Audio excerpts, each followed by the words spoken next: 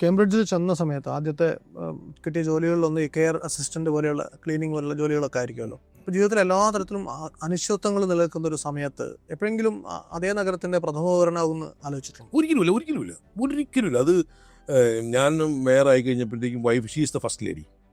അപ്പോൾ അന്ന് എൻ്റെ ഡിക്ലറേഷൻ കഴിഞ്ഞാൽ വന്നപ്പം എന്നോട് അന്ന് വൈഫ് പറഞ്ഞു, നിങ്ങൾക്കറിയോ, നിങ്ങൾ മേയറായിരിക്കും, പക്ഷേ I am the first lady of the city.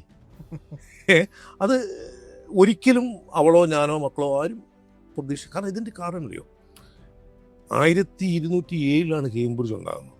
അതിനുശേഷം there was not a single non-white mayor has become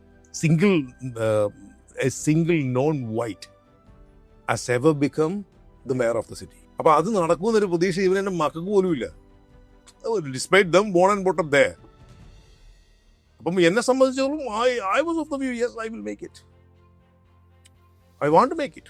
അപ്പം ആ ഒരിക്കലും അത് ആവും നമ്മൾ ചിന്തിച്ചില്ല. പക്ഷെ രാഷ്ട്രീയത്തിൽ ഞാൻ ഉണ്ടാവുമോ എന്നുള്ള ചോദ്യമാണ് എങ്കിൽ ബാബു എനിക്കൊരു കറക്റ്റ് ആൻസർ ഉണ്ട്. ഈ രാഷ്ട്രീയം എൻ്റെ ബ്ലഡിലുണ്ടെന്ന് വിശ്വസിക്കുന്ന ആളാണ് ഞാൻ.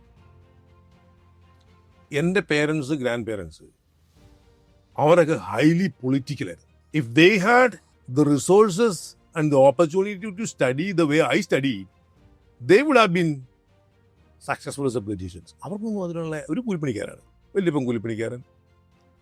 എൻ്റെ അമ്മയുടെ അപ്പൻ പുള്ളി കാളകൂട്ടുകാരനായിരുന്നു. എൻ്റെ മമ്മിയുടെ രണ്ടാങ്ങൾ, ഒരാളൊരു ടൈലർ, മറ്റുള്ള റബ്ബർ ടാപ്പ് ചെയ്യുന്നയാൾ. എൻ്റെ പപ്പായുടെ ബ്രദേഴ്സ് എല്ലാം തന്നെ, ഒരാൾ ഒഴിച്ച് ബാക്കി എല്ലാവരും തന്നെ കൂലിപ്പണിക്കാർ. അപ്പോൾ അപ്പൻ്റെ അനിയന്മാർ, വല്യപ്പൻ്റെ അനിയന്മാർ, അവരൊക്കെ സാധാരണ കൂലിപ്പണിക്കാർ. പക്ഷെ അവരൊക്കെ ഹൈലി പൊളിറ്റിക്കലായിരുന്നു.